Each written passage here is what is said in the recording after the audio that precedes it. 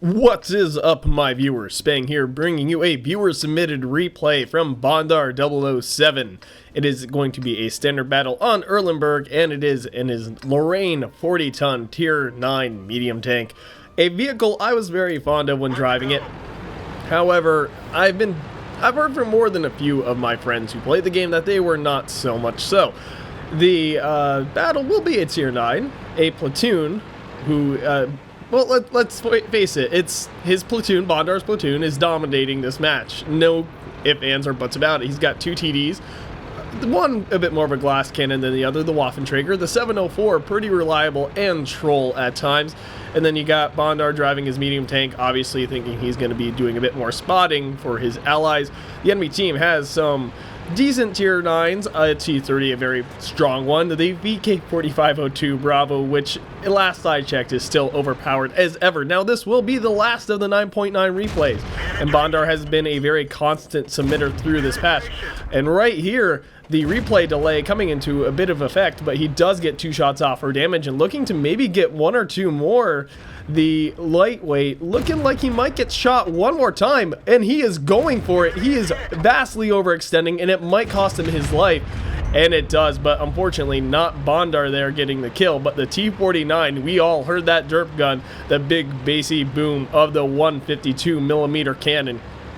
And it looks like Duel the Scouts goes to Bondar's dual T49s. I'm not even sure what that lightweight was even thinking, trying to take on 2 T49s with a Lorr40t in support, and he probably spotted the Roomba and maybe the Waffenträger further back. Now, Lorr40t, I'm thinking I'm saying those names right, but it is always possible I am incorrect, they're both sitting back on the hill, TD Hill on the 8-9 line where tank destroyers usually like to sit. Heavy tanks pushing down the 1-2 line, and yes, a T30 is pushing with them, but a T30 is really a heavy tank TD hybrid more than anything else. You can play it very much like a heavy tank, and you can do much the same with its tier 10 counterpart, the T110E4. The VK4502B really needs to make something happen on that flank. I mean, all that standing in his way really isn't anything at all. The T32 and the STA1, while Bondar here is in a bit of an autoloader war and not managing to get any hits for damage on that T54E1, unfortunately, but he might get a kill on this IS-3. He does. And it looks like his platoon is doing a pretty good job of pushing their advantage on this flank, recognizing that they really need to take advantage of that tank disparity here. And the enemy team looking like they recognize the same for the other side. Bondar falling back while he reloads. I'm not quite sure how far back he's going to go, but at the very least I would expect some overwatch on his base while his team finishes up what's going on here. I do have to say it's a bit odd to see the Waffenträger playing so aggressively. Lorr sitting back with the 704, which I would expect to be the more aggressive of the two vehicles, considering it while it doesn't have a turret, it does have more reliable and sometimes troll armor as opposed to that Waffenträger tier 9. So maybe a bit backwards from what I would expect, but clearly it has worked out more than favorably for them. The tank count, however, has not, 5 to 6.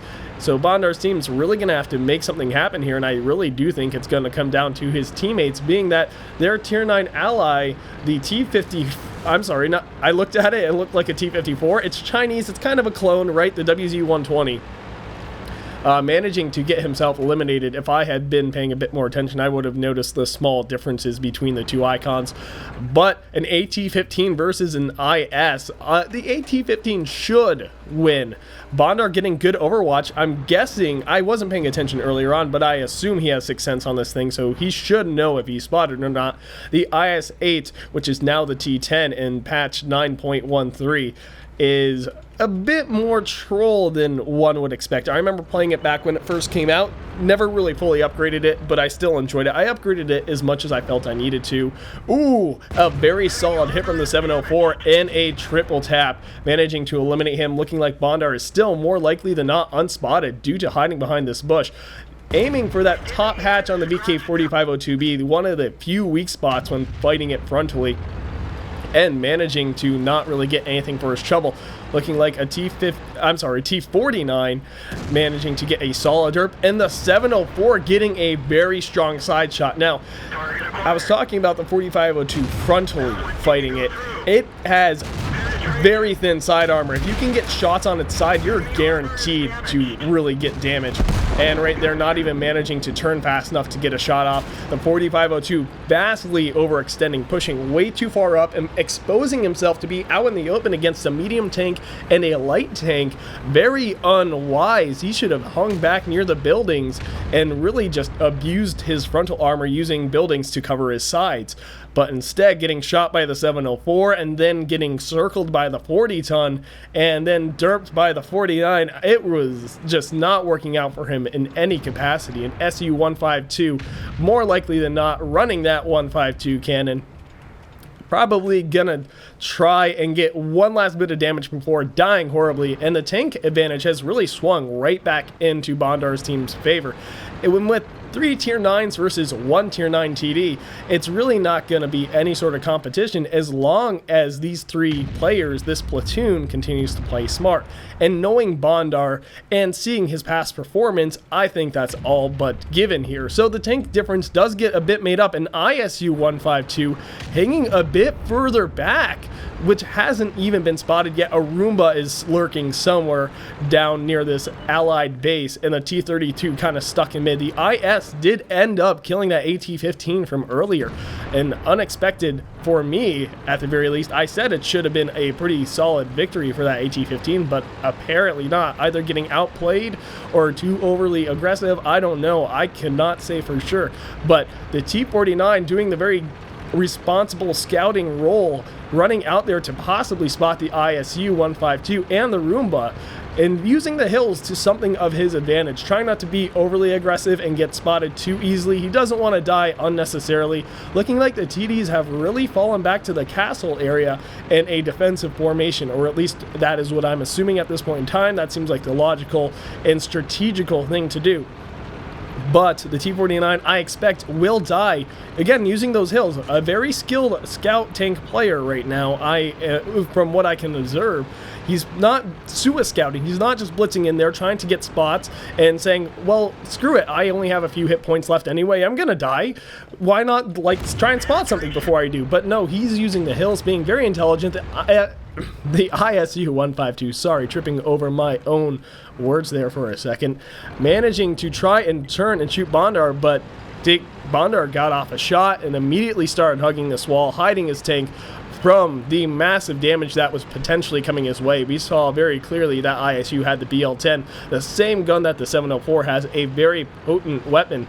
T-32 relocating to the north, crossing the bridge, not sure why. That's what he hopes to accomplish. I cannot say, because logically I can't see any reason to do that. We all know, the enemy team knows well in full, tank destroyers have been on that hill for the vast majority of this match, and now they're gonna go fight a Roomba, a Waffenträger Panzer, and an Object 704.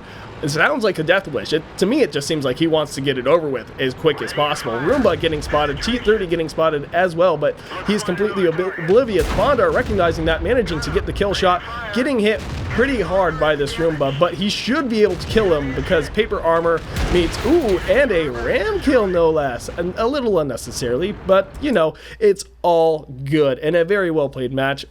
Let's go to those post-game stats. And here we go. We see he earned Mastery Badge Ace Tanker as well as his second mark of excellence. I failed to make mention of that during the match, but we all could see plainly, if you were paying attention, that he did have one mark on his barrel, getting Fire for Effect, Bruiser, Fighter, and Spotter.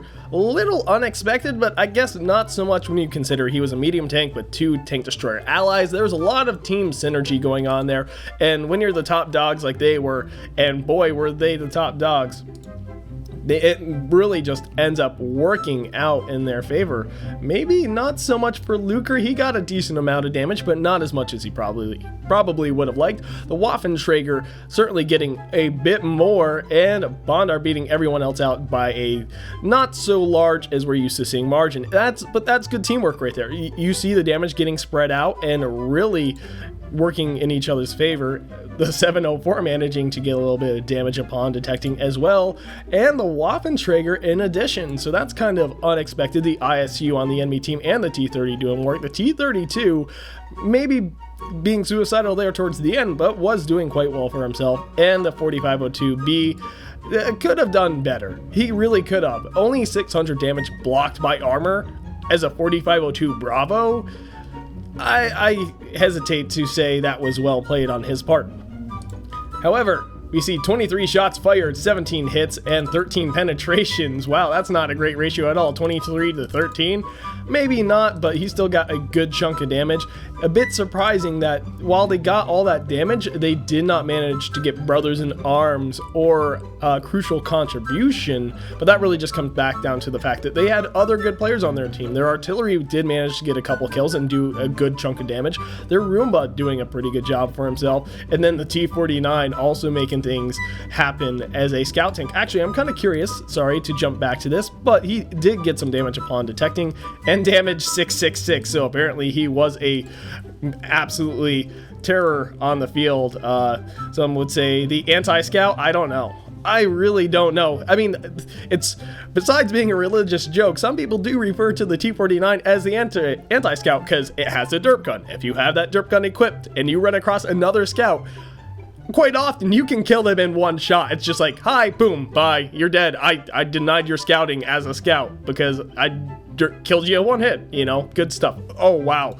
227 damage with due to players' assistance. Enemy vehicles damage to destroyed 8 to 4, and a little bit of damage blocked by armor. A bit unexpected, but distance traveled also pretty good. What you would expect from a medium tank.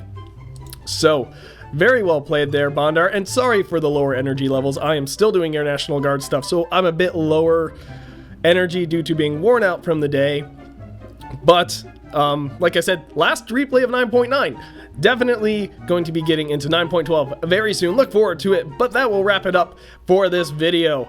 If you enjoyed this video, please consider hitting that like button. If you want to see more, subscribe. If you've got something you want to share or suggest in relation to this video or my channel, comment section below. And finally, if you've got a replay you think I should do a commentary on, well, the description has instructions on how to submit.